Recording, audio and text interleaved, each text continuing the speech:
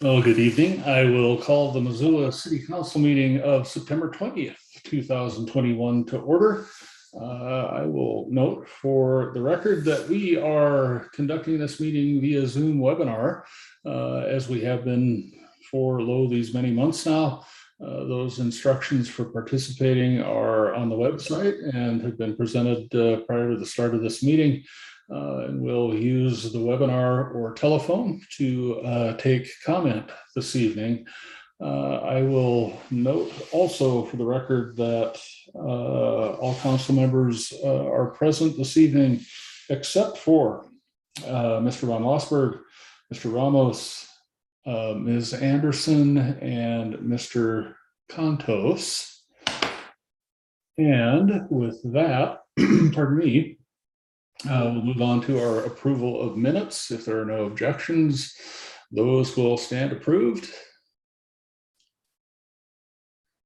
All right, seeing none, with that, we'll move on to our schedule of committee meetings. Ms. Rabine. Thanks, Mayor Engen. We are setting up committee meetings for the 22nd of September. If you'll hang with me here, I will share my screen and show what's on the committee schedule this week.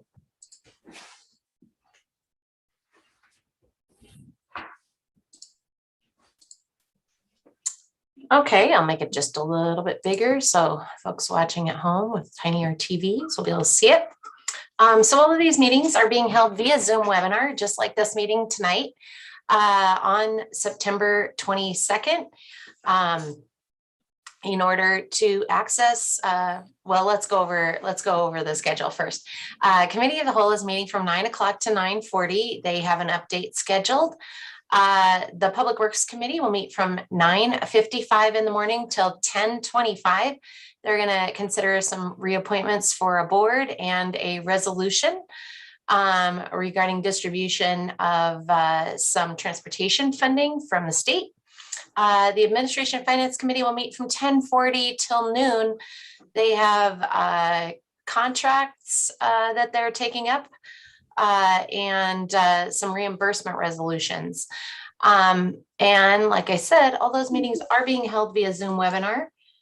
And to get to all of our meetings, you're going to Google the City of Missoula. Google is your friend here.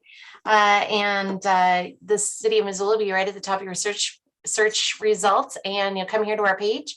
Here in the middle of our web page is a button called Meetings. And if you click on that button, it will take you to Public Meetings Central for the City of Missoula. And here on Wednesday, you can see all of those committee meetings that I just announced.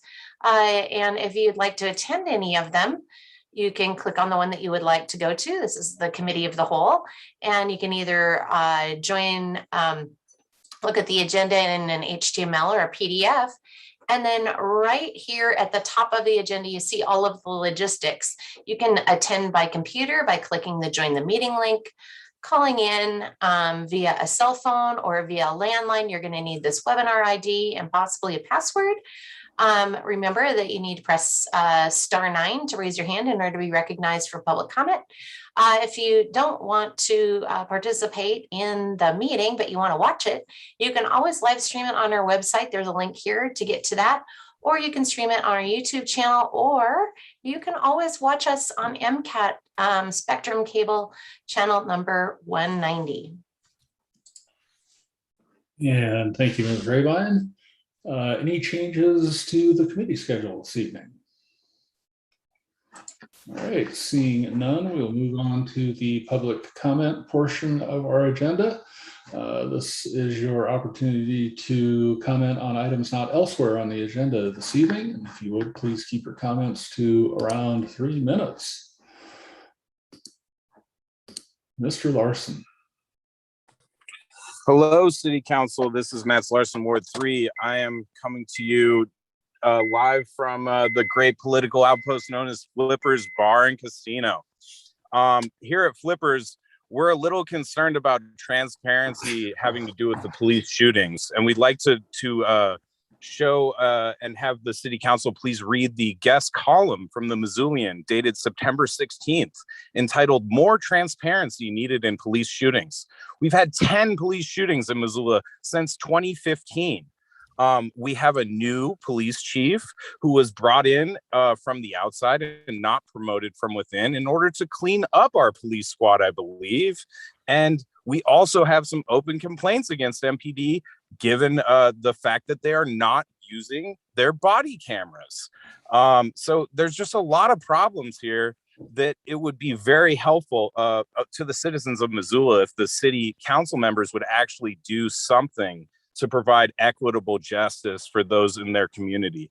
But I mean, it's sort of par for the course. You know, we got a county commissioners that run a jail with 25% native general populace. We have city council members who just want to sit on their hands and not even address these issues. And we have Chief White, who's personally been involved in 34 officer-related shootings in the last 10 years. So we obviously know where he stands on this type of thing. Shoot first, ask questions later. But hey, that's neither here nor there. Because of Mr. Larson's personal attacks, I just cut him off. There are a variety of misstatements there, statements that are not bounded in fact. And while this forum is certainly for public comment, it's not for the dissemination of misinformation. So Mr. Larson will not be able to continue that comment. Seeing no additional comment in the audience tonight, we will move on to our consent agenda. Items there, ladies and gentlemen, were approved unanimously in council committee meetings. And we save a little time on Monday evenings by considering these items all at once. Ms. Rabine will read the list of consent agenda items aloud. Pardon me, so those in the audience will know what we're considering, and we'll take comment on those items before we vote. Ms. Rabine. Hearing in for the record, I'd like to note that Stacy Anderson has joined us. Hang on just a second. I'm going to update our roll call. Thank you.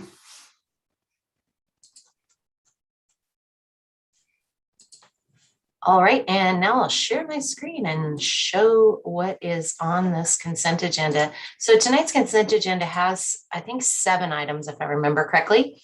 And here they are. City Council is approving accounts payable in the amount of $837,620.21 for checks that are dated September 21st of 2021. Number 2 is to approve and authorize the mayor to sign a 3-year geographic information software maintenance renewal agreement. We also call that GIS software with Esri, that's the name of the firm, in the amount of $55,300 per year. Number 3 is to confirm the mayor's appointment of Deborah Parker to the Public Art Committee to fill a vacated term that begins immediately and expires on June 30th of 2023. Number 4 is to confirm the mayor's appointment of John Newman to the Impact Fee Advisory Committee for a term beginning immediately and expiring on November 30th of 2022. Number 5 is to set a public hearing on September 27th, 2021 on a resolution to authorize submission of Community Development Block Grant Coronavirus Aid, Relief, and Economic Security Act applications for financial assistance to the Montana Department of Commerce. Number 6 is to confirm the mayor's appointment of Joe Dennert as alternate 1 and Ryan Morton as alternate number 2 to the City Board of Adjustment for terms that begin immediately and expire on June 30th of 2023. And finally, number 7 is to approve the purchase of a John Deere 35G mini excavator from RDO Equipment of Missoula, Montana for $66,600. Thank you, Ms. Rabine. Are there any questions or comments from council members? Seeing none, anyone in the audience care to comment on items on the consent agenda? Mr. Larson. Yes, this is Matt Larson, Ward 3. I don't know what you caught me off there for, but I'm going to continue on like an adult here. And speaking of fraudulent stuff, just check out some of the mayor's campaign materials about lowering taxes. That's a big one right there. But anyway, neither here nor there. I'd suggest that no one approve any expenditures to buy any capital assets for the city until a complete capital asset list has actually been provided, because the general budget and the city is leaking money like a sieve.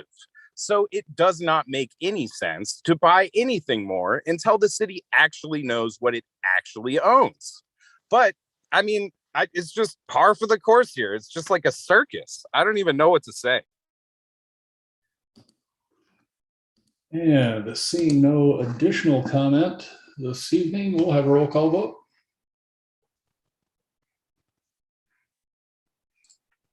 Okay, on the consent agenda, Anderson, Yes. Becerra, Yes. Harp, Yes. Hess, Yes. Jones, Yes. Merritt, Yes. Ramos.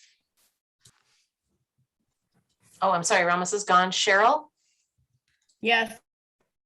Vasika, Yes. and West. Yes. Would any of you like to change your vote? That is 9 ayes and 0 nays and 3 absent. And the consent agenda is approved. We have no comments from city staff, agencies, boards, commissions, authorities, or the community forum this evening, nor do we have any special presentations. We do have 2 public hearings, and council rules and state law provide an opportunity in a formal way to hear from the folks we serve on a variety of issues. And following a staff report on each, council and I will invite comment. During the pandemic, our practice has been to keep public hearings open throughout the week until council takes items on for final consideration at their next regular business meeting. So both of these items this evening, both public hearings will remain open. With that, we'll start with a project review and outcome for community development block grant and home investment partnerships. This is a couple of significant resources of federal revenue that we use annually to help lift folks up in our community. And our staff report this evening comes from Ms. Leisen. All right, thank you, Mr. Mayor. Let me share my screen here.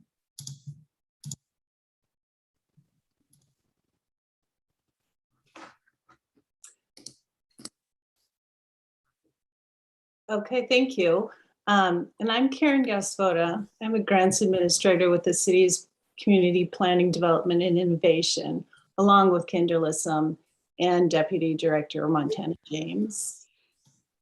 And one of the obligations the city must fulfill as an entitlement city for the Federal Community Development Block Grant and Home Investment Partnerships Program is to prepare a yearly consolidated annual performance and evaluation report.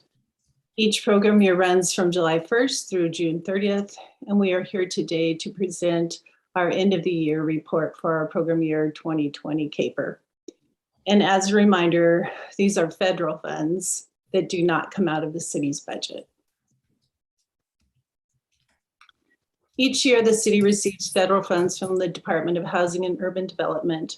Missoula has been an entitlement city for CDBG since 1999 and a participating jurisdiction for a home since 2003. These funds help benefit individuals with low and moderate income and leverage resources to improve the supply of affordable housing, public improvements, and public services. Low and moderate income residents are classified as those whose income does not exceed 80% of the area median income, which in Missoula for a family of 4 is $75,000. Area median income is the household income from the middle household in a region. So when we say we help those with incomes that do not exceed 80% of AMI, we're saying, as an example, that we help households of 4 who make less than $60,000 a year.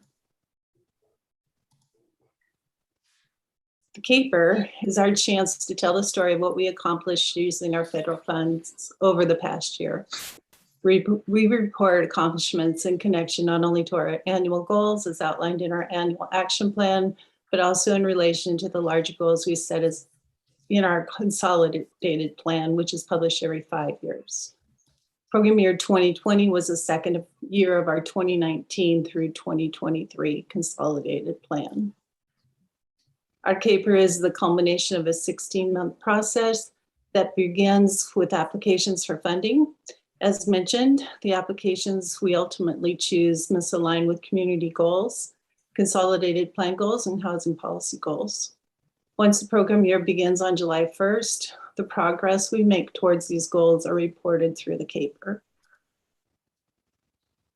In program year 20, we were awarded nearly $577,000 in CDBG funds, $394,000 in home funding, and $705,000 in CDBG CARES Act funding.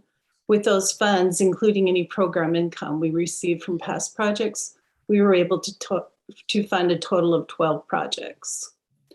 While we received approximately the same amount of funds each year from HUD, with the addition of the CARES Act funds in 2020, the funds aren't adjusted for inflation, which means we have to do more with less money. In 2020, we funded 2 home projects. The Trinity Apartments project, partially funded in program year 20, is a collaboration among nonprofit developers, private developer, and supportive service providers. Our ultimate goal is the construction of 202 units of homes people can afford on two separate sites. Trinity broke ground in spring 2021 and is expected to be completed in 2023. In addition, Community Housing Development Organization operating expense funding was provided to Homeward to support their development of the Trinity Apartments and other HUD-funded projects. It is also important to note that the Villaggio Home Development Project, which is planned to create 200 new units, also broke ground in Program 20. This project was funded in program year 2018. In 2020, we funded a total of 10 CDBG projects, 2 projects for public service, and 4 CDBG projects. CDBG funds were supported the YWCA's Meadowlark facility, which opened its doors in May 2021. The Meadowlark provides a comprehensive array of services to homeless families and families at risk of homelessness in one location, and ensures that families are sheltered the same night they lose their housing. The goal was to house 225 families. As of this report, 34 families have been housed at the Meadowlark. The roofs of 25 ADA unit homes at Clark Commons have been replaced. This project has addressed the city's goal of preserving and managing existing affordable housing stock in Missoula. In addition, the Human Resource Council's owner-occupied rehabilitation program, which was funded in program year 19, is processing small rehab loans for people with low incomes. 2 households have completed renovations and 6 are in the process of rehabilitating their homes. All right, thanks, Karen. Up to 15% of CDBG funds can be allocated for public service projects. In program year 20, we funded 4 projects. The Housing Retention Project allowed the Poverello Center to hire a housing retention specialist to work with high barrier individuals and support them in retaining housing. Our goal for this project was to support 50 individuals, and we were only able to support 20, in part due to the transfer of the position from the Poverello Center to the Open Aid Alliance in April of 2021. The Rapid Intake Project provided immediate access for those experiencing homelessness to referrals and appropriate services with the focus on employment and housing. Our goal was to support 1,300 individuals, and we did. The YWCA's Ada's Place provided emergency housing support and case management to people experiencing homelessness. Our goal was to help 250 individuals, and we fell short of this goal thanks to the opening of the Meadowlark, which actually housed those that would otherwise use this service. Homeward served Missoulians through their financial, renter, and home ownership classes and counseling. These classes help prepare individuals for home ownership, be savvy renters, and plan for financial success. Thanks to the CARES Act funding of 2020, we were able to fund 4 additional projects to support our shelter system and unsheltered homeless populations during the COVID-19 pandemic. The Missoula City County Health Department's Community Outreach Coordinator was funded to provide service to unsheltered homeless individuals placed in COVID-19 quarantine and isolation locations. The health department fell short of their goal to serve 312 people, but this project has been continued into the winter of 2021, and so it'll no doubt reach its goal by then.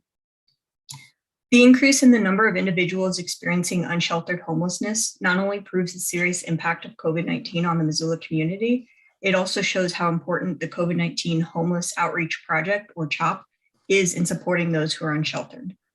The intent of the CHOP position was to provide outreach services to those who have left the emergency shelter to socially distance themselves. This project too far exceeded its goal. The intent of the emergency shelter sanitation project was to ensure that the Poverello Center is as safe and sanitary as possible for its guests, volunteers, and staff. The goals of the project were to 1, keep the coronavirus from transmitting among individuals experiencing homelessness, 2, provide a sanitary environment for the Poverello Center, and 3, to retain the Poverello's essential employees by taking every measure possible to ensure a sanitary work environment.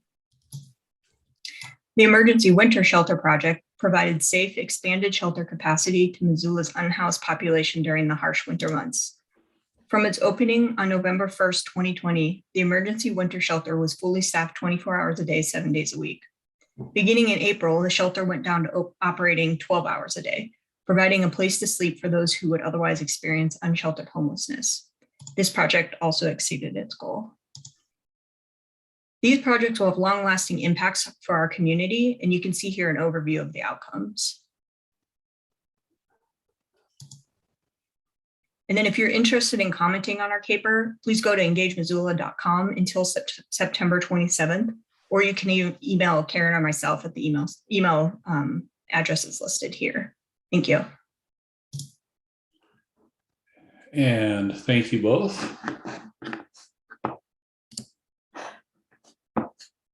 And I will open the public hearing, keeping in mind that this public hearing will remain open for a week. Anyone interested in commenting on the CAPER this evening?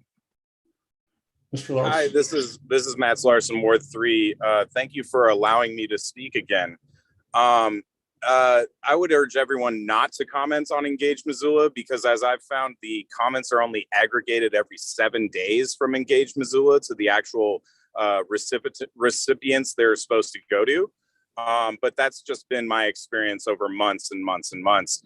I'd also like to remind everyone that these meetings are not done in a hybrid fashion, which the city has the capability to do, but Mr. Larson, did you have some to comments do. this evening Hey, on hey, the hey, please CAPER? stop interrupting me. Nope. If you'd like to comment on the CAPER, you had that opportunity. Anyone else care to comment this evening? All right, with that, we will keep the public hearing open until next week when council considers this. Finally, our second public hearing this evening is on a resolution setting policy for the Missoula Redevelopment Agency. In conversations with council members, the intent is to return this item to committee for further consideration. So I will have a public hearing this evening. Council doesn't plan on taking any action on this item for some time. And with that, we have a staff report this evening from Mr. Bickle. Good evening, council. Can you hear me okay? Little challenging, Mr. Bickle. Okay. Hopefully my mic is that better. It is. Okay, I will now share my screen.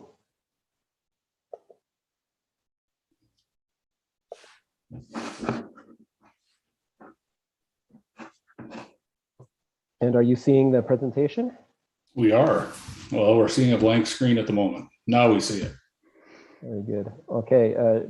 Dale Bickle, city's Chief Administrative Officer. I am going to run through a similar presentation that we've heard in committee over the past 2 weeks, and I will get started here. Just to cover in general what is proposed by the resolution before council.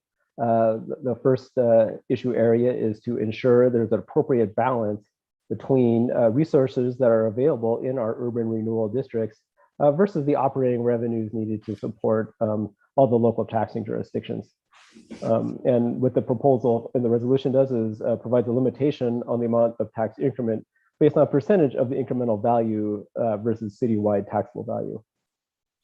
Issue area 2 that's being addressed in the resolution is to ensure comment from local taxing jurisdiction is considered as part of the MRA project deliberations. And this proposal does that by expanding MRA board membership to include non-voting ex officio members from local taxing jurisdictions. And then issue area 3 is ensure city and MRA goals are consistent, particularly in the areas of housing and infrastructure development, and that would be to proposal would be to adopt a joint strategic plan of the city and MRA to support the overall goals of the city. Now, this presentation will go through the details of each of those issue areas. But first, I want to talk about the guiding principles that we are using to craft this resolution and the additional work that's to come before us as we return this to committee and continue to do some work. First guiding principle is a balance. Ensure appropriate balance exists between the resources available in the URDs versus the operators and taxing jurisdictions.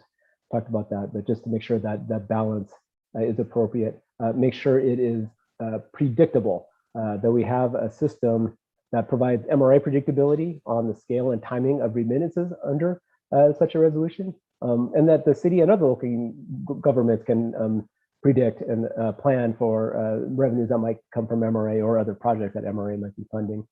And also some flexibility. We need to ensure the ability of MRA or any of the agencies to take advantage of opportunities and mitigates risks as they arise. So may happen that unanticipated priority projects may emerge in one of the URDs that we need to be able to react to. And additionally, unforeseen issues in taxing jurisdictions may emerge. And I just put an example there of COVID, where we may experience more expenses than were originally anticipated, and we may need some flexibility in the way we may try to fund those expenses. So back to the issue areas. I'm going to just go through a couple of these quickly and then spend more time on the limitation. One of the issue areas is creating a joint strategic plan and make sure that we jointly identify strategies consistent with a citywide strategic plan and the growth policy with a priority on housing and infrastructure. It's important to acknowledge the life cycle of urban renewal districts in this strategic plan, and I'll talk a little bit about that on the next slide. And make sure we articulate the priorities that MRA will consider as part of its deliberations on improving projects. On the life cycle, this graph shows the life cycle of an urban renewal district. You can see early on when the TIF is adopted, there isn't much increase in the tax base. We rely on private sector investments, and and with the incentives that TIF provides to start building that tax base. And as the tax base matures, there is additional tax base within those increment districts, and then the focus of those districts then shifts to the public style projects of infrastructure. And creating a strategic plan that is mindful of that is important. Issue area number 2 here is board representation. And the proposal is to add non-voting ex officio representatives to MRA's board. So that would include the chair of the A&F Committee of Council, a designee from Missoula County Public Schools, and a designee from the county commissioner's office. We believe this would facilitate communication with the other taxing jurisdictions, provide a broader perspective on community needs as MRA board deliberations happen, and it will enhance the community benefit of tax increment funding. And then finally, the issue area is the limitation of incremental taxable value. So under the resolution as proposed, it proposes that the cumulative total incremental taxable value of all urban renewal districts shouldn't exceed 9% of the total taxable value of the city. And so to the extent that that amount is over 9%, that the revenue under that amount would have to be remitted to the taxing jurisdiction. However, there are some limitations on the limitation. These have to be subordinate to increment revenue bonds. We have contractual debt covenants that can't be violated by these caps. And I talked about how that is, and any remittances would be refunded or paid to taxing jurisdictions proportionate to their share of mill levies. This is a little bit of history on taxable values in the city's URDs. So historically, we've had increment values of about 4% of the total tax base. It went down a little bit here in these years. If you looked at the years prior to this, it's really similar. However, in 2018, you can see the big increases started happening. And I think two things happened at that time.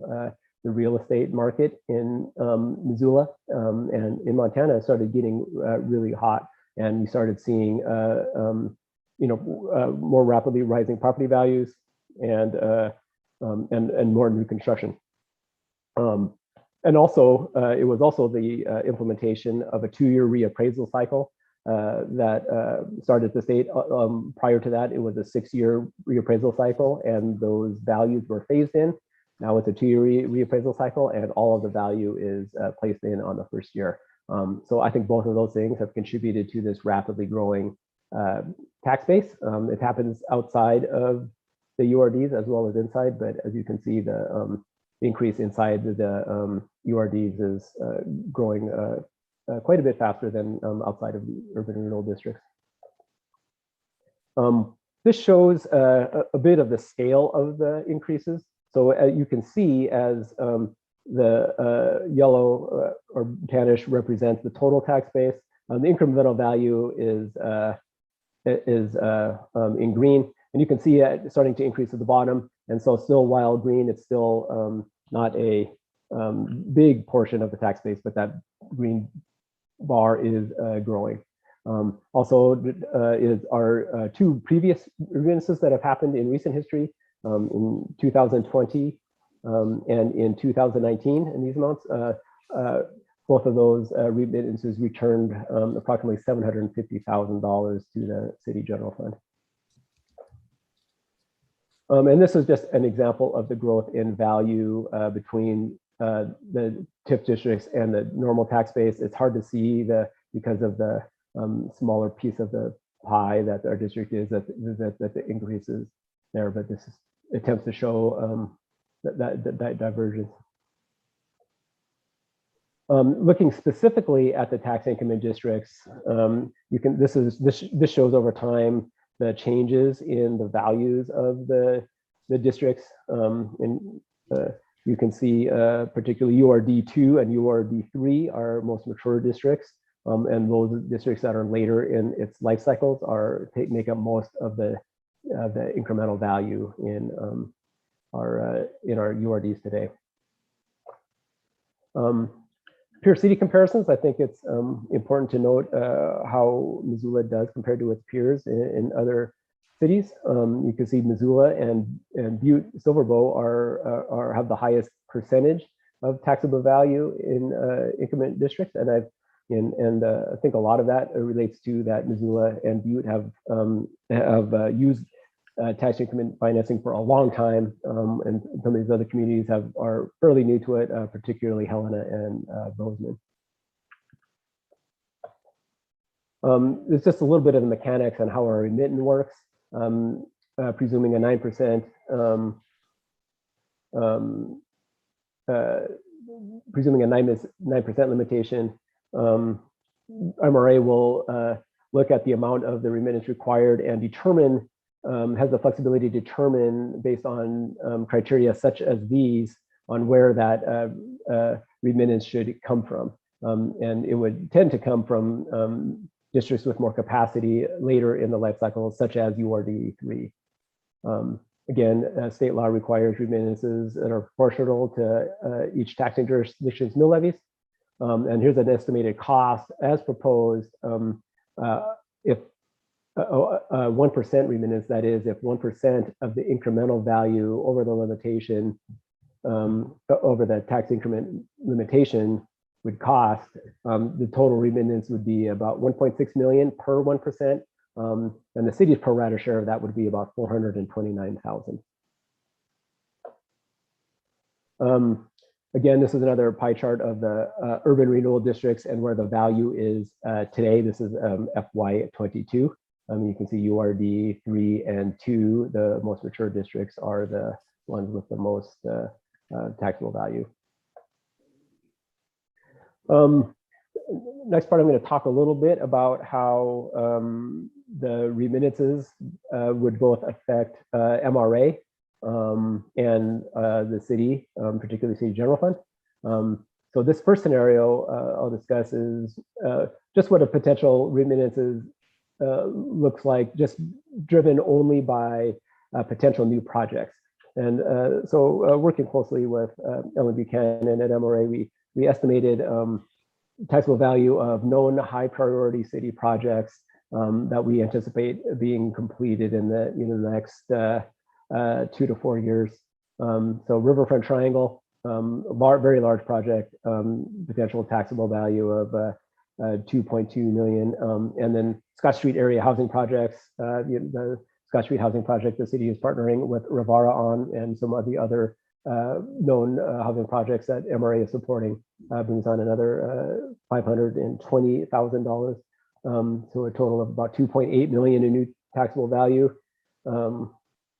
That would increase total incremental value.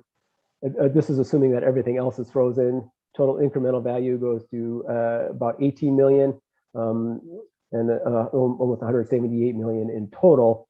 But looking at scenarios of a 9% or 10% cap, you can see that these projects, just these projects alone, would trigger a remittance, and a sizable one over the cap at a 9%, which is presuming it would be out of URD 3 as the most excuse me, the URD with the most capacity, it'd be about 33% of that district's revenues. And then at 10%, it's quite a bit smaller at $184,000 remittance, with the city getting 48,000. The next analysis looks at projected taxable value and incremental values using the growth rates, forecasting the growth rates that we've had since 2018, and looking at the next 5 years. So that is a huge caveat. We are projecting on some of the fastest growing property values we've seen in Missoula history. And so I just want to say that, these are projections. All I know about them is that they're going to be wrong compared to it, but I think the reasonable, but we use some reasonable estimates related to trying to figure this out. So what this is showing is, that we're going to show total taxable value is going to grow, and it's been growing at an average of 13.99% in each of the appraisal years. So these are averages since we've had the new 2-year appraisal cycle, and this is what we would estimate our taxable value changes are in each of the next 2 years, assuming that it's pretty flat in the years there was not an appraisal, and pretty large in the reappraisal years. Total change in incremental value is quite large, and the same issue, though I did, I'm using 50% of the recent average because there were some adjustments made in commercial properties in the first years of the reappraisal cycle that I think were one-time corrections, and we don't have to anticipate those growing nearly as quickly as they had. So we did use this, though I would argue this is still a very aggressive 24% increase, percent changes in incremental value. Then you can see the percent of incremental value over total taxable value, how that would continue to increase in this scenario from 8.8% projected next year all the way up to 15.4% if these projections hold up. And the bottom chart here is the what the remittances look like. So at 8.8%, no remittances required. They start coming in though in 2024, and you can see that differences in the remittances based on either a 9% limitation here on this green bar or a 10% limitation here in blue. As you see, the remittances continue to increase, and 9% particularly, it starts exceeding the value in URD3, and so other districts would have to contribute as well. This is just for this is just an example of kind of weigh the scale of those potential remittances. And then finally talking about the general fund projections over this time. This is the general fund gets to grow in two ways. One is from general fund tax rate, which is half of the inflation rate by law. And this is the estimate of what that looks like based on the inflation rate we use for the FY22 budget. And then we get value from new revenue from newly taxable property, new construction, annexation, and those types of things. And this shows the growth in dollars. This results in general fund tax growth of 3%. Now, 3% sounds inflationary, but in a growing community like Missoula, while it does provide the ability to almost keep pace with inflation, what it really does is doesn't pay for growth. We don't have the ability as new streets are built and new populations move in and we need to add police officers and other services. We don't have the opportunity to do that with the limitations in our property tax revenues the way they are now. And so the remittances would certainly help us maintain and continue to grow city operations as the city increases. And the other thing I want to say is that this is based on a newly taxable property number in particular is based on an average. So certainly going to have highs and lows there. This next graph shows that. This big peak we had here in FY20, that was due to the large annexation out by the airport. So that's a bit of an anomaly. Those previous numbers were adjusted to take the annexation out. But you can see in these past few years, the average has been quite low compared to past history. This is this tan bar on the high was the average from FY1 to FY10. Even in our hot real estate market from FY11 to FY22, our tax-based growth numbers have been lower than they were traditionally. We did get a great number this year above even the average of just above or at the average. But that is a continual constraint that we have, is just that we do not get the value of new construction we used to. And so that continues to compound the constraints on our general fund. So that's the end of the presentation. Happy to take any questions and if there are any. Thank you, Mr. Pickle. And with that, I will open the public hearing. Anyone care to comment on this policy, recognizing that council will be considering this over time? Mr. Larson, you have violated all of our rules of decorum this evening, and I will not allow you to speak further. If this meeting were in person, you would have been removed. I hope that you can follow the rules, and we would like to invite you back, but for this evening, not so much. Mr. Bellin.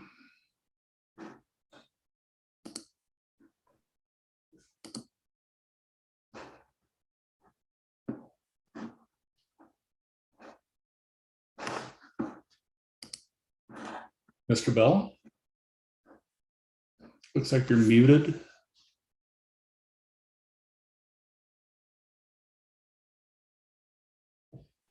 Okay, can you hear me now? We can, thank you. Oh, thank you very much. Well, thank you, Mary Egan. Thank you, council members. My name is Mark Balan. I'm a board member for the Missoula Midtown Association. I'm here on behalf of the board to read a statement into record.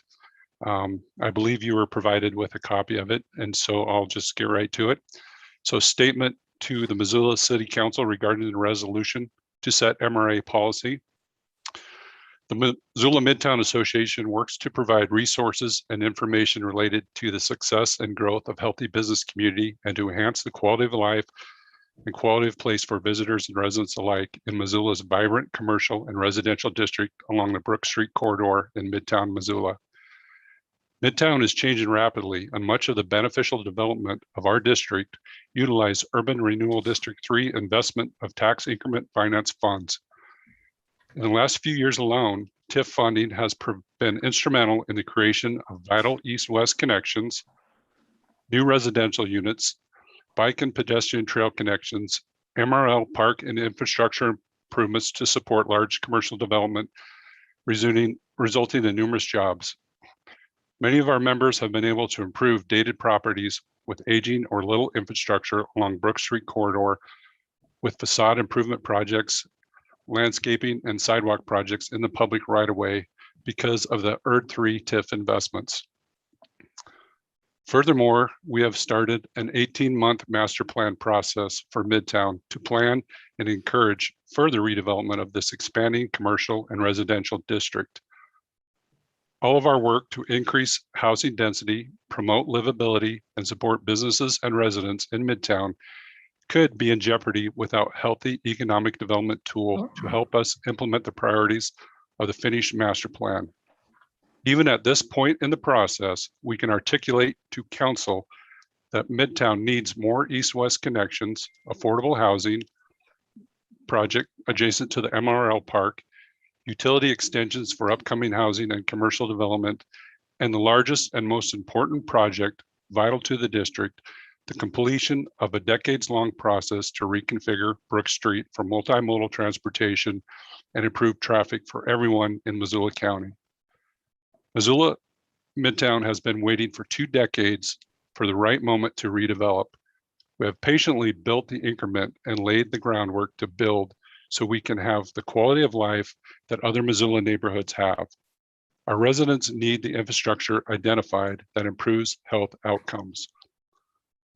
We urge you not to rush to action on this resolution and to take a much closer look at the proposed cap on TIF funding and how it directly affects Urban Renewal District 3 and the momentum of the district's redevelopment efforts. The resolution could deplete resources for workforce and affordable housing projects to be identified in the master plan and jeopardize the city's ability to provide a local match for federal funding for Brook Street corridor improvements.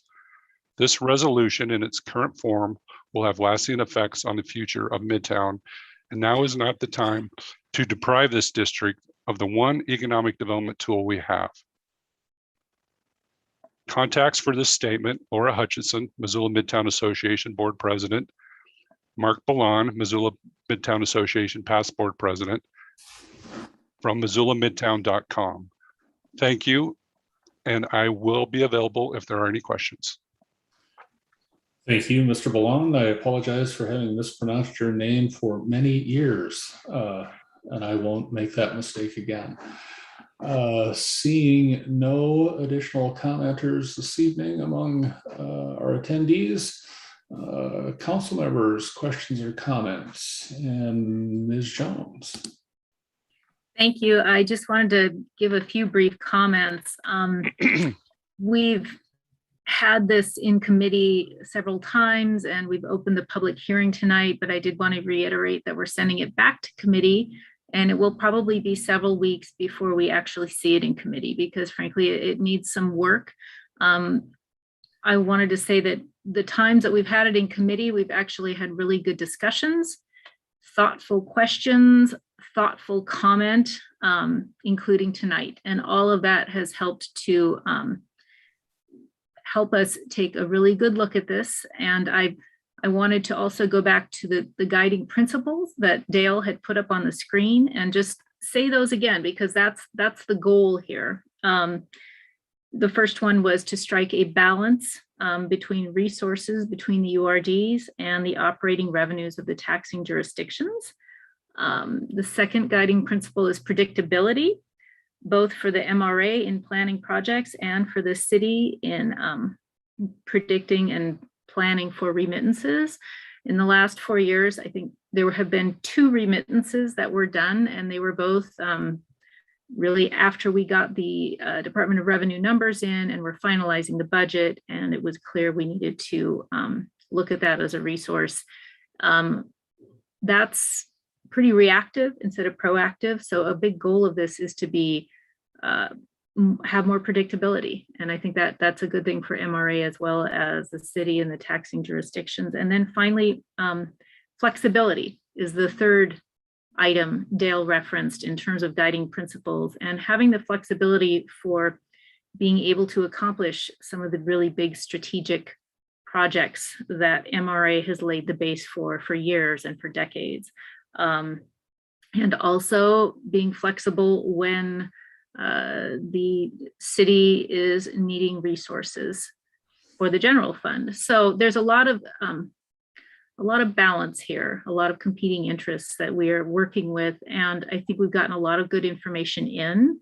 I think we need to spend some time analyzing, is a cap the right tool? Are there better tools to get at this in the long run? Is 9% correct? Does it need to be a higher cap number? So those are the things we're going to be spending some time on analyzing and working through in the next few weeks. And then if we can get it to a good point, we'll bring it back to Administration and Finance Committee. So I welcome more public comment on it that's thoughtful and helpful and gets at the substantive issues. It has been helpful to date, and I appreciate everyone's time on this. Thank you. Mr. Hess. Thanks. I don't have a lot to add. I think it's important to note that we are dealing with structural problems with financing municipal operations, given the dearth of revenue options provided to us by our legislature. The Missoula Redevelopment Agency and Urban Renewal Districts provide the single greatest opportunity to shape development in our community. And this resolution is intended to codify good practices and that are existing. And as Gwen mentioned, it's designed to meet those 3 goals that Dale had outlined, those 3 guiding principles. So it's a good discussion. I look forward to continuing to have it.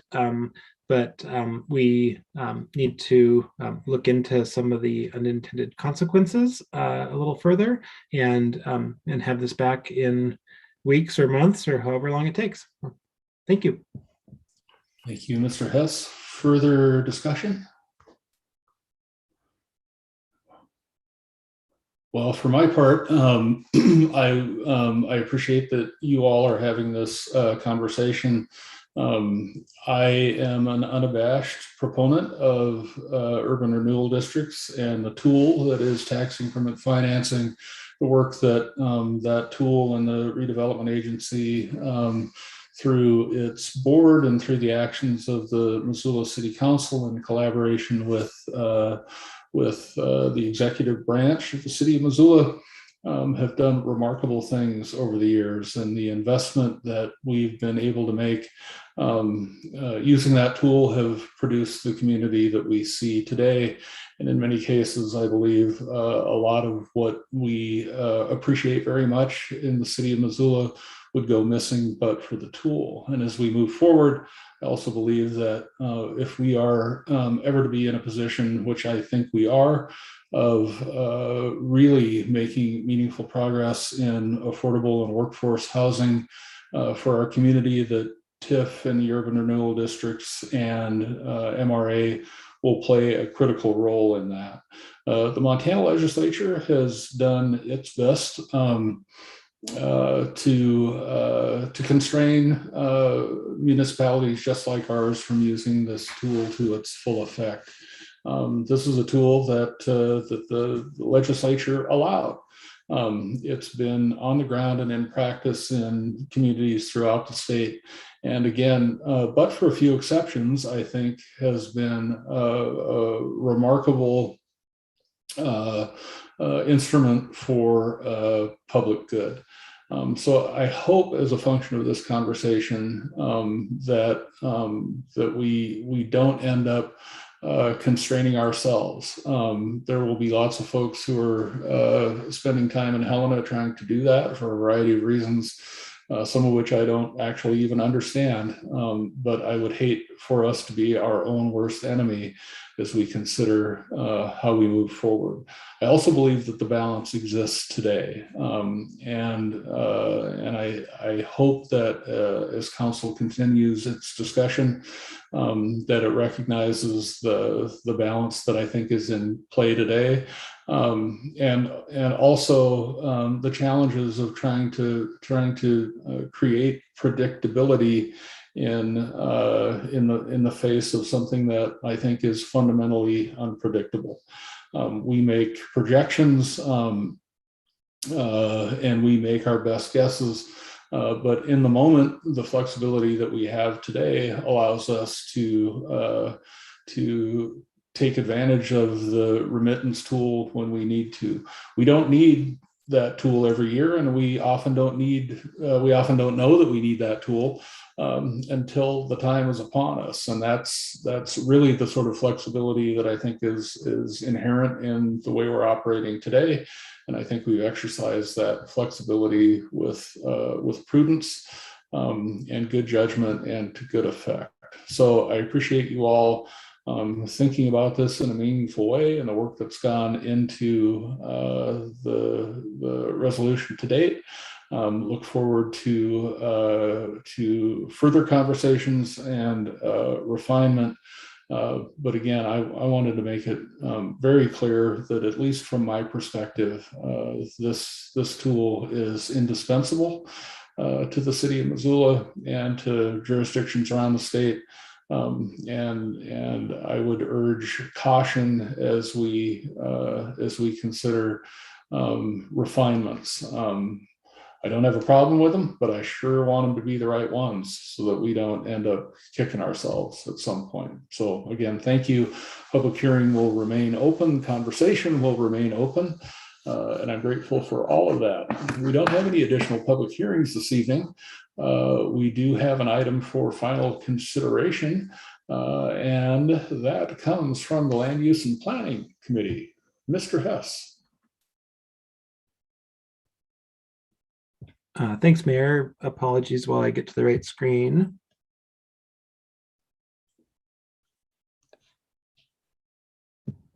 Work from home has increased the number of tabs that I have open at any given time.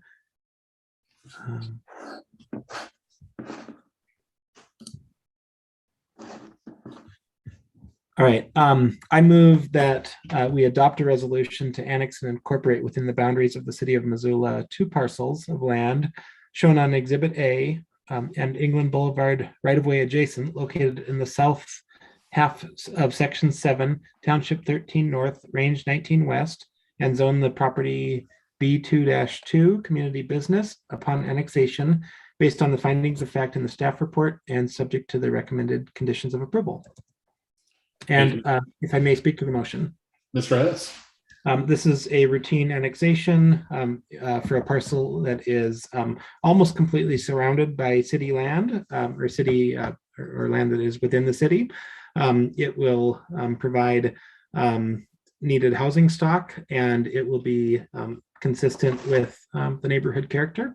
The city staff, as we've seen through the public hearing and the Land Use and Planning Committee process, have done due diligence and have recommended a thoughtful zoning option that meets the intent of the growth policy, despite some oddities about the land use map.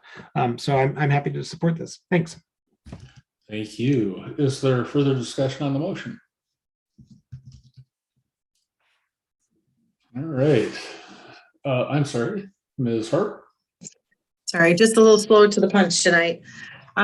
In committee this week, I had asked the applicant to give us a little context in terms of what estimated rents were going to be. And the reply at that on Wednesday of last week was for a bedroom, it was going to be in the 800s, and for a 2-bedroom, it was going to be in the $900 range.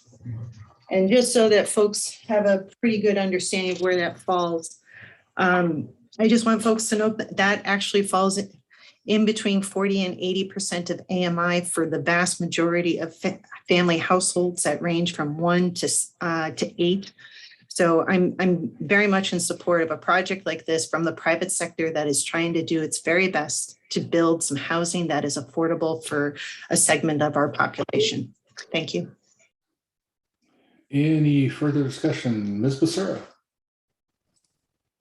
Thank you. I just wanted to say that I am fully supportive of this based on the zoning and the land uses surrounding this property. It makes sense.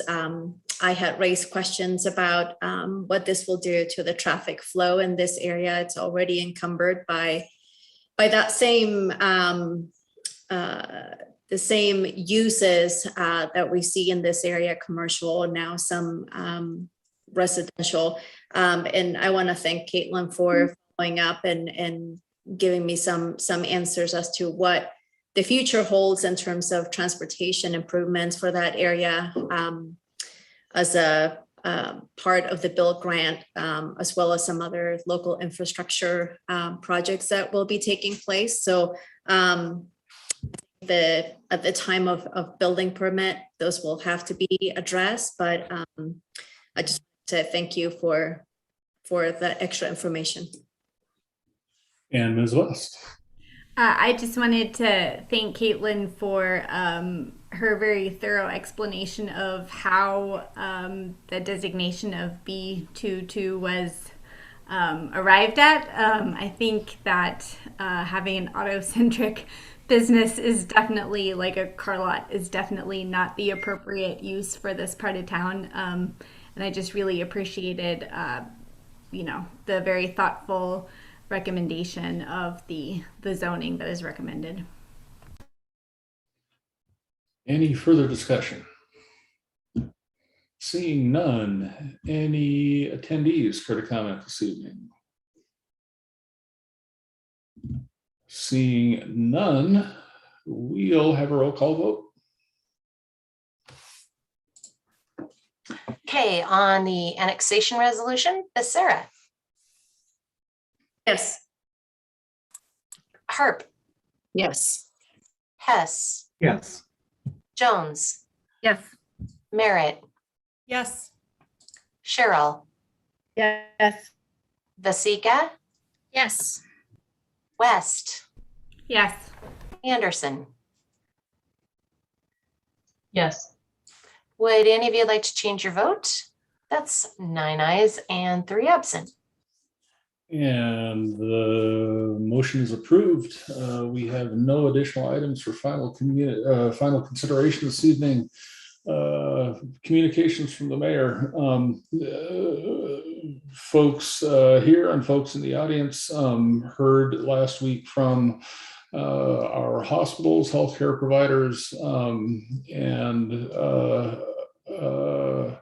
health professionals in our health department about the seriousness of the Delta variant and the rising number of cases of COVID-19 and the strain that is putting on our system. And I will once again simply remind folks, at the risk of sounding like a broken record, as many of us do right now, that a vaccine in your arm will do a great deal to protect you and your family, friends, and the community, and our hopes of normalcy all rely on individuals taking responsibility for their actions. And a vaccine is an act of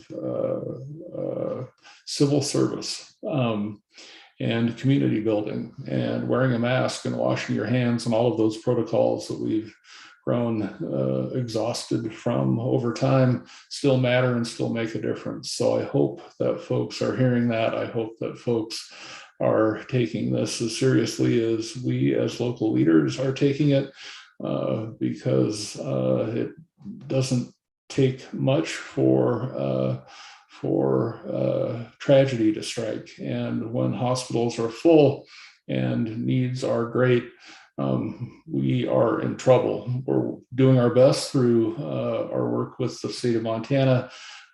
We expect a National Guard deployment here in Missoula by the end of the week. There are some moving parts around that and some logistic issues that we're continuing to work through. But we're back in this full force, and we need more help than we've frankly ever needed. So now's your time to do your part. We're certainly all doing our best to do ours, and together we can help to put a lid on this. So thank you. We'll begin comments from council members this evening with Ms. West and Ms. Jones. Yes, thank you. Thanks for those comments about the current state of the pandemic in Missoula. But I actually wanted to talk about something else tonight. I just wanted to make some brief comments. A constituent of mine, Stan Nicholson, passed away about a week ago. He was a delightful person that I got to know since I got on council. He contacted me after I was elected, and we had many discussions at his house on property tax and tax policy and tax reform.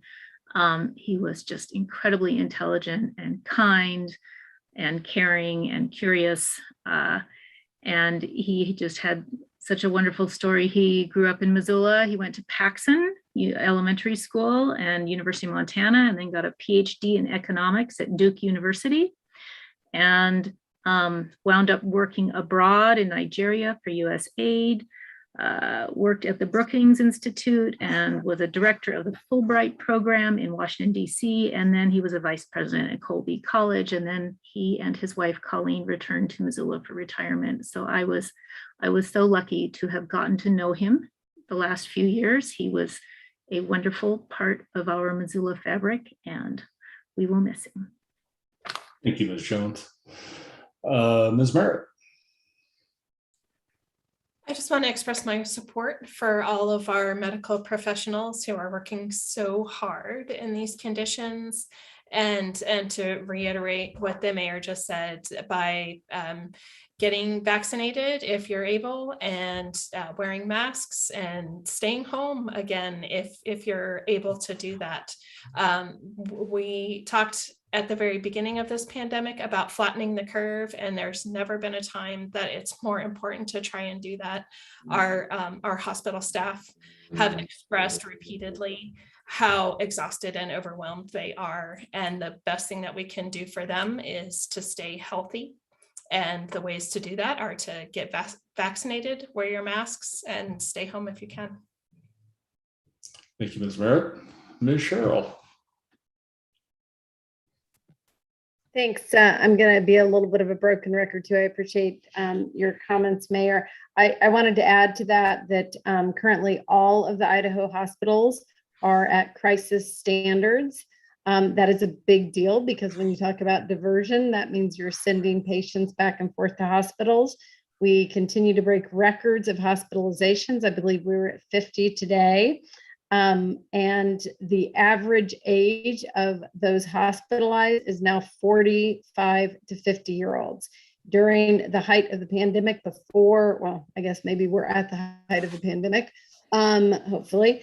Before there was a vaccine, the average age of those hospitalized was closer to 80 years old. So this is This is a real thing for people that are younger, and it's putting a real strain on our system that I continue to be very worried about. Please get vaccinated. Ms. Vasika, I'll pass. Thank you. Ms. Anderson. Thank you, Mr. Mayor. I will join you in what sometimes feels like yelling into the void about this issue and the pandemic. And like Ms. Cheryl says, we are breaking record numbers in no good ways, record hospitalization, record number of cases. And this is our height. We talked about this for the last year and a half, and it is now here, and it is incumbent upon all of us to do what we can. And I think we need to think about what's happening in our hospitals beyond just the COVID cases. I think that there is a naivete in our community about, well, I've already had COVID, or I had my vaccine, so I'm fine. It doesn't matter. You know, heart attacks are still happening. Car accidents are still happening. Strokes are still happening. Emergencies during pregnancies are still happening. And these require crisis level care in our ICUs, and those are full with people who have chosen, for the most part, not to get vaccinated. So there are still needs for healthcare, and they are not getting met because our hospitals are at max capacity. And like Ms. Cheryl said, in Idaho, they are at crisis level of care, which means they are literally triaging and assessing care to those who are most likely to live.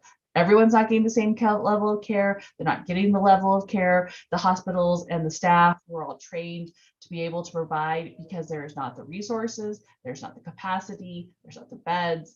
And so this is what we all feared was going to come is now here, and we need to be doing more than we're doing now. And I have heard from numerous people who are asking, why are we not doing more at the county level, city level, to mandate whatever? And it's because our hands are tied. The last legislative session put all sorts of rules in place to not allow for us to have some of the mandates we had in place a year or more ago. So it is now upon all of us to actually do those ourselves. As Ms. Merritt said, wear a mask, stay home if you can, limit your circles, avoid crowds, just for a little bit longer, do the right thing for your fellow Missoulian, because they need it now more than ever. And Ms. Hart. Thank you.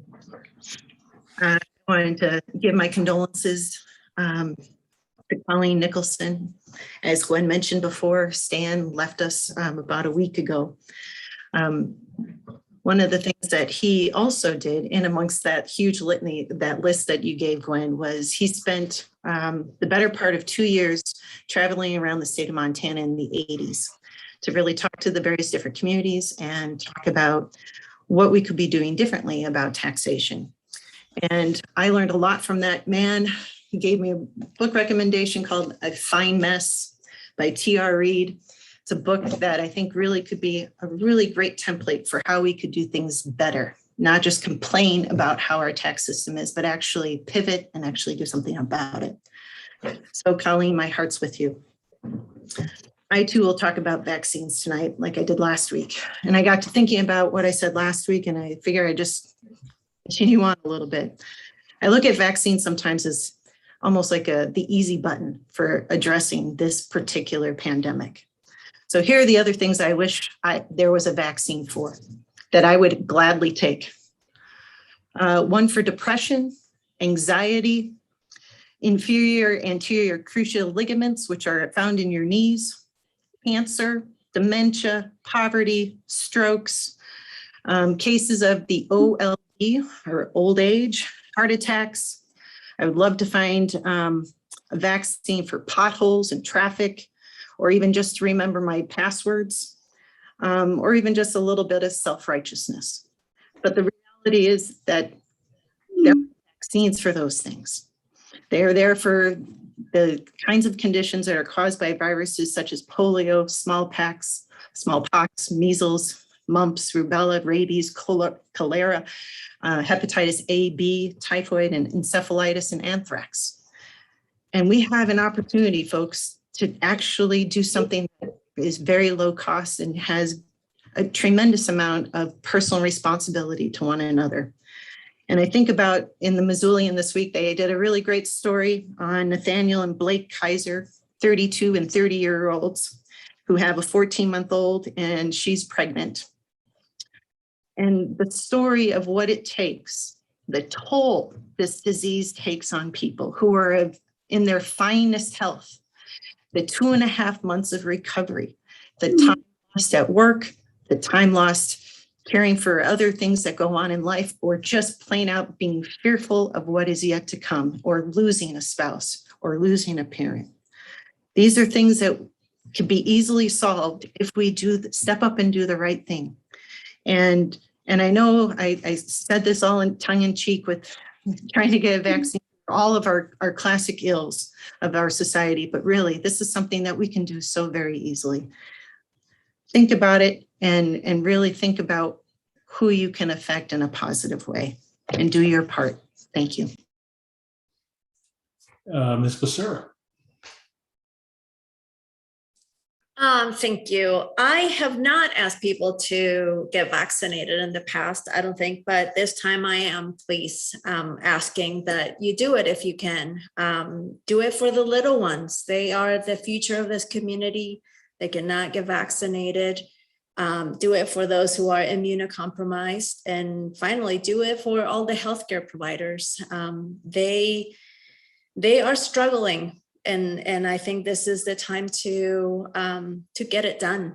On a more positive note, I would like to thank our streets division for giving some little love to some streets in the west side that were in much need of some improvement. So I know that they do a lot with very little, and I'm just fully appreciative of that. So thank you. And Mr. Hess. Thanks, Mayor.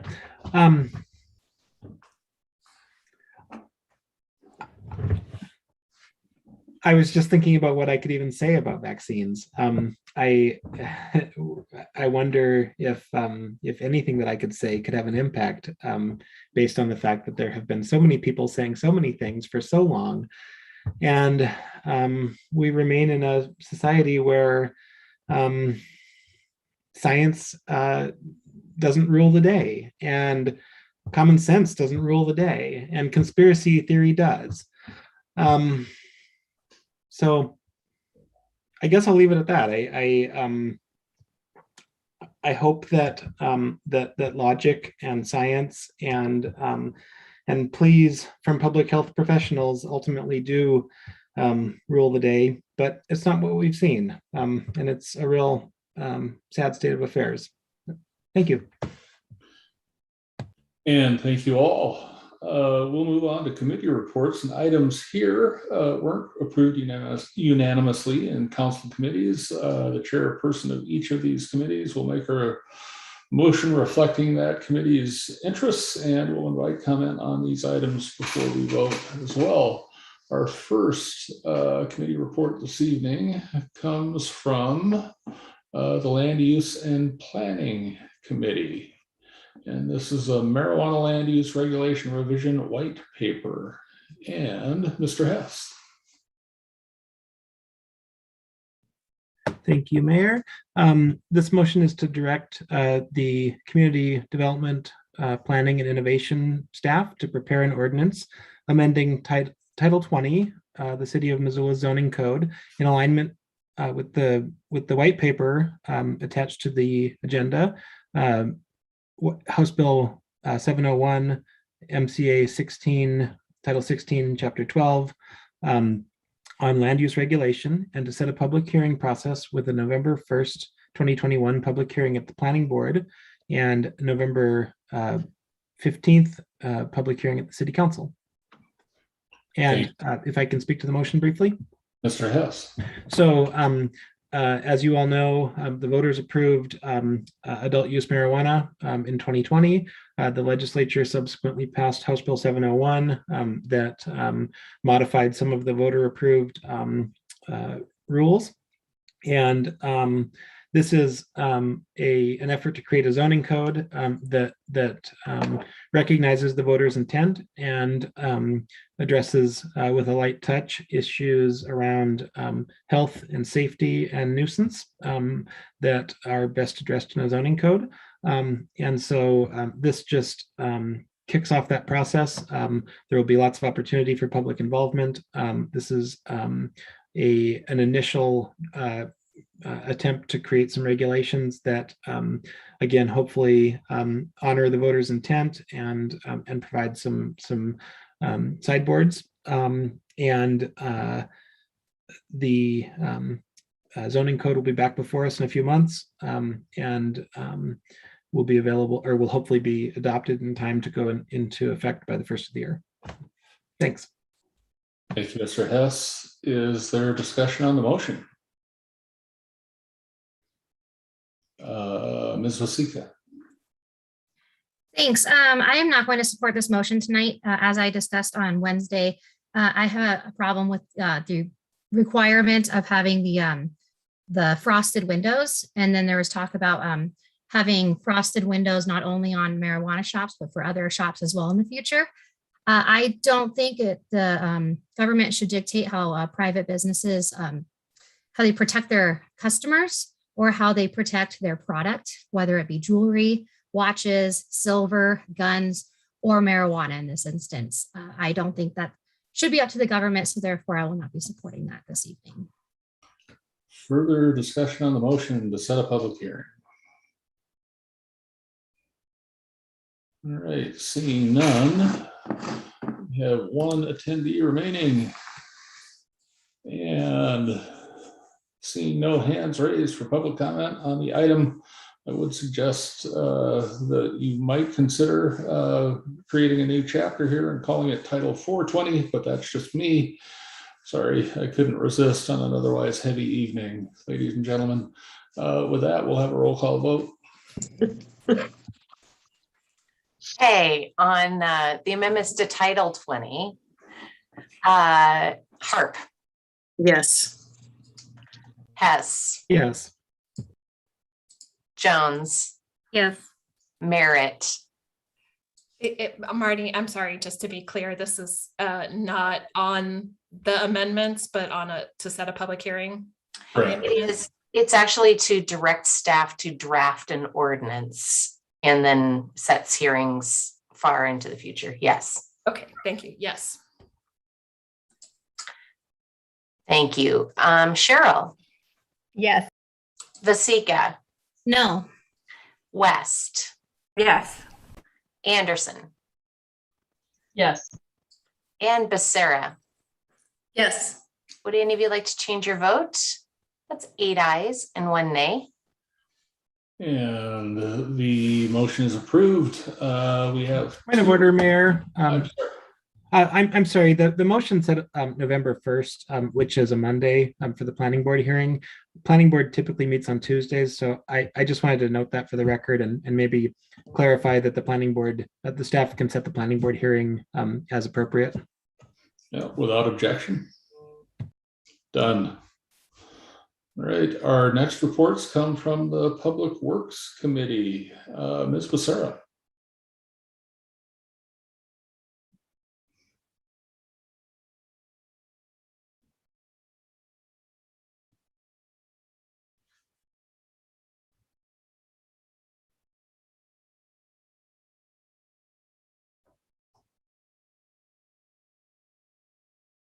Ms. Becerra, you're muted. I'm sorry. I believe that's an LUP item. No? I've got a sweeper and radios.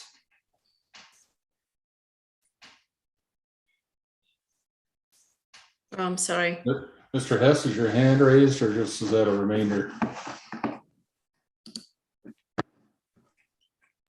Yeah, that was just a remainder. I'm looking for it. Just 1 second.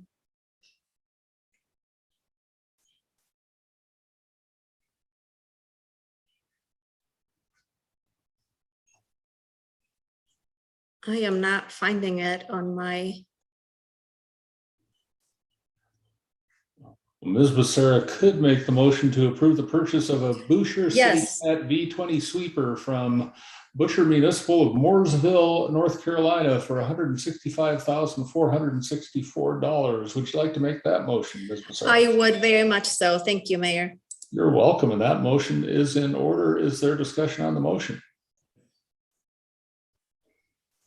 All right, seeing none. Oh, I'm sorry, there is discussion on the motion. Ms. Vasika. I think Ms. Anderson was before me. I called on you. Go ahead, Ms. Vasika. Okay. I have been thinking about this over the weekend. I did approve it on Wednesday, but I talked with some of my colleagues about it, and I've kind of changed my mind. And since the one person that voted no on this is not here this evening, then I'm just gonna not support it in a proxy for him. Okay, Ms. Anderson. Thank you so much, Mr. Mayor. I just wanted to point out that this is, we have a very aggressive multimodal split in our community to help alleviate traffic as well as be greenhouse gases that come with single car trips. And many of our fellow Missoulians get around by riding their bike. And this is a purchase of equipment to help keep those bike lanes free of debris and safe for them to be riding around Missoula. And for someone who lives in the very far southwestern part of the city, where often I have, it's a little bit too much to take a bike, having people who live closer to the center of town use our multimodal ways of transportation allows for folks who live farther out to get to and from downtown and around easy. So I think that this is a good use to purchase a piece of equipment so that we can continue to maintain that infrastructure for our Missoulians. Ms. Merritt. Thanks. Yeah, echo what Stacy just said. It's important that we have this equipment to keep our bike lanes clean. I don't know if anyone has ever been riding on a bike lane and come upon some kind of obstacle or a pile of garbage or something that you can't get around.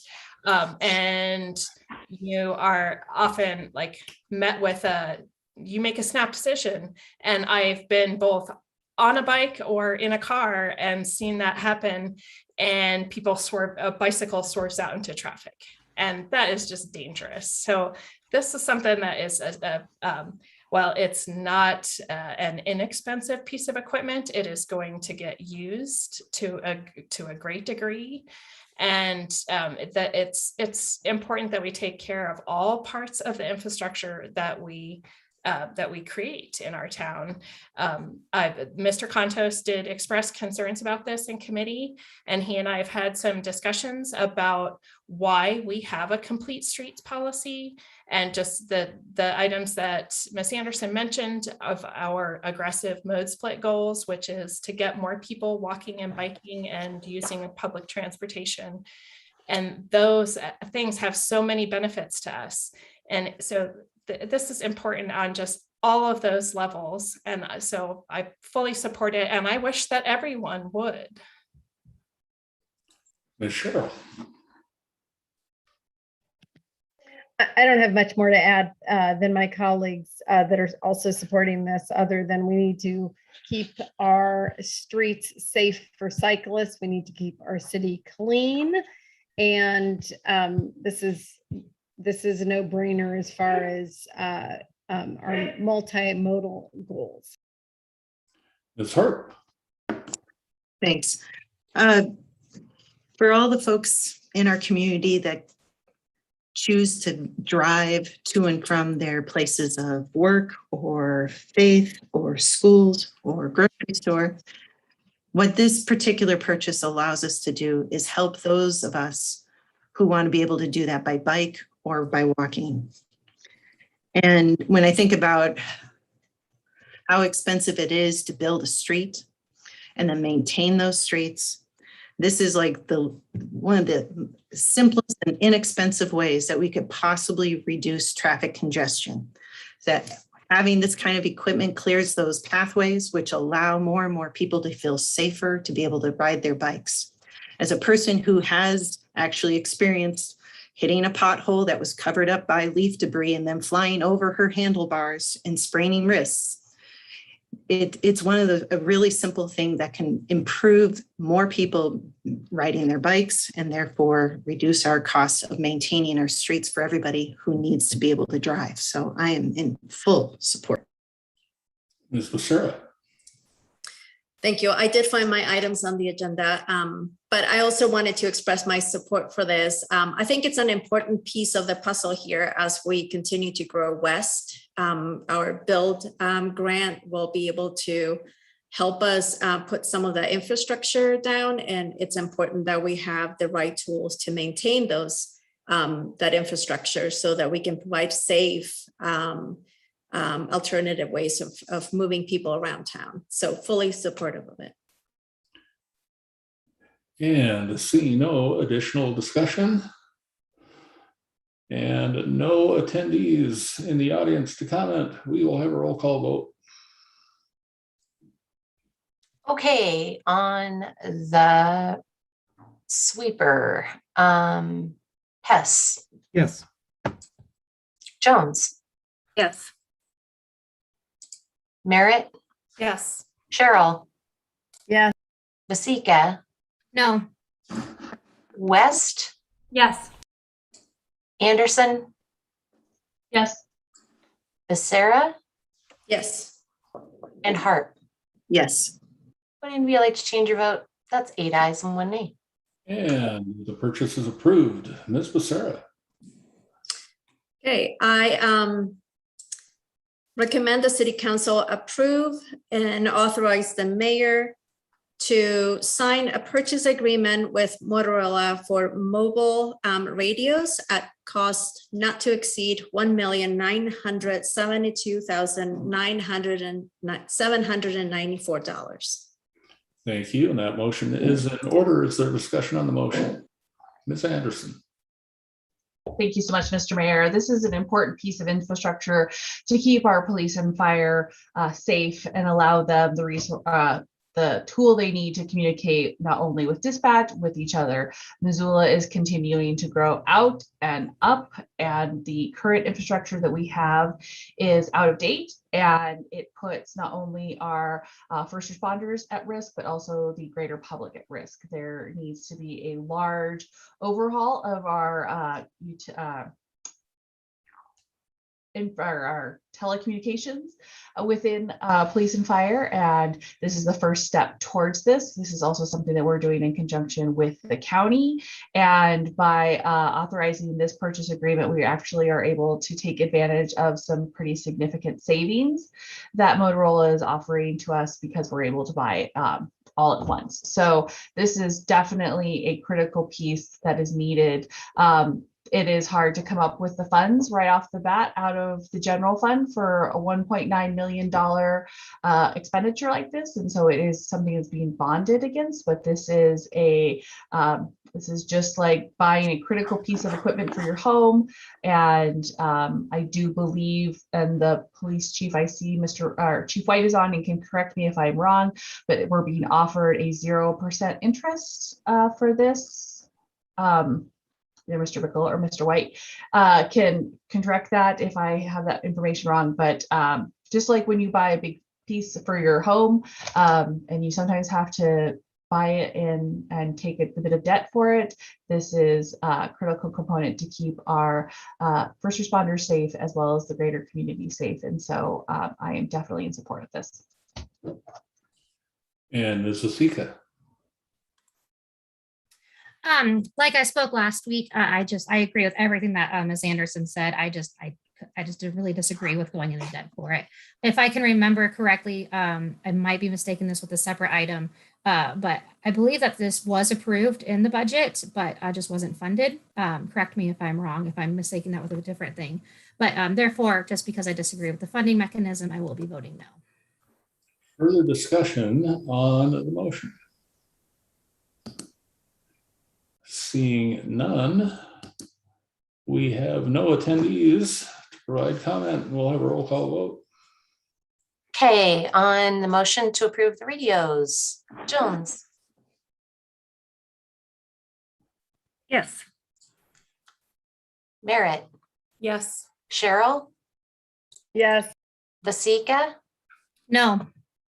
West, Yes. Anderson, Yes. Becerra, Yes. Harp, Yes. and Hess. Yes. Would any of you like to change your vote? That's 8 ayes, 1 nay, and 3 absent. And the purchase is approved. We don't have any additional committee reports this evening, nor do we have any items of new business. Are there any additional items to be referred? Seeing none of those, any miscellaneous communications reports, petitions, or announcements? Seeing none, as always, I thank you for your service, and we will be adjourned.